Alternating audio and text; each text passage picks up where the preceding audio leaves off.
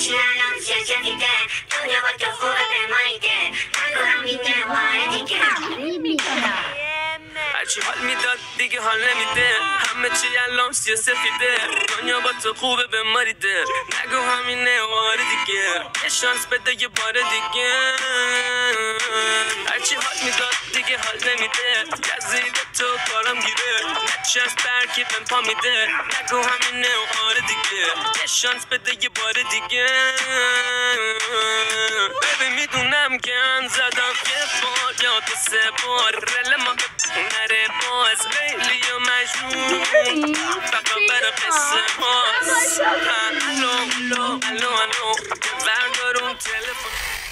میشم همینو کن میگه اینقدر نگو بیا بکن کلی الان انزدم یه ذره سفید میچورم تو بنداز پسر ابی اینقدر خوبه انگار شده ارباشو پدیز اینقدر کسی نمیبینه ایگاشو سفید داشته باله تو شبش رو حاله نفه بزی توش پرنگی میزنه رو خامه بهم میگه چطور شده میگم کاله امشب بشه پرابلم انقدر که حاله سفی میکنیم امشب با خالی کارزارو میگه به پا بزی نشه یه وقت کافی باردارو یکی بگه برسون سری بادی گاردارو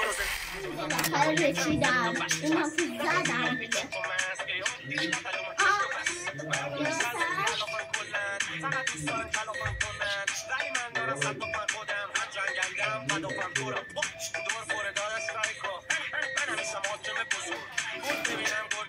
چون از در میادش حاصل دو گل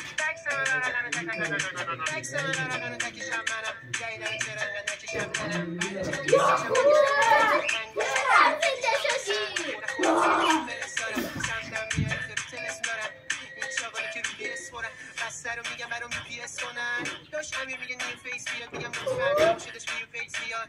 که میترسم دیگه که نمیدونم بیاد نفس بیاد لوکو اینجا همه روکو دیوونه و لوکو بده بیا بکو لای میشه کوکو میگه شم لوکو میگه منو بکو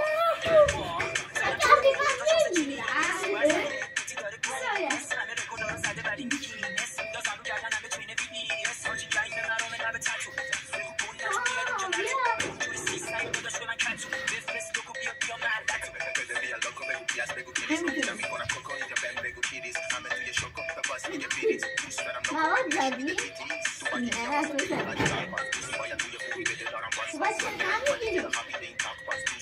بگم با هم نمارده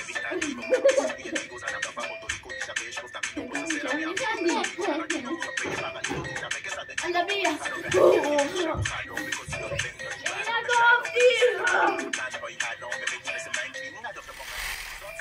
قسمت ادامه داره. قسمت بعدی میبینم